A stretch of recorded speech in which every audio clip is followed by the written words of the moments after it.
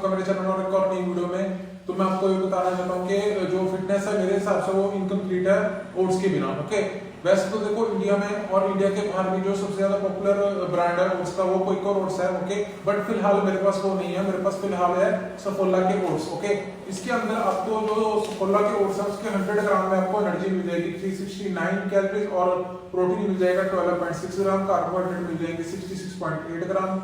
ठीक है, और इसके अंदर आपको डाइटरी फाइबर मिल जाएगा 10.4 ग्राम। ठीक है, और इसके अंदर आपको जो टोटल फैट है वो मिल जाएगा 8 ग्राम।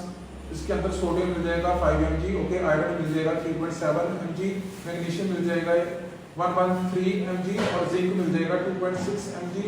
ठीक है, तो इसके अंदर आपको फाइबर और प्रोटीन का बहुत ही बेस्ट सोर्स है ये के ओट्स।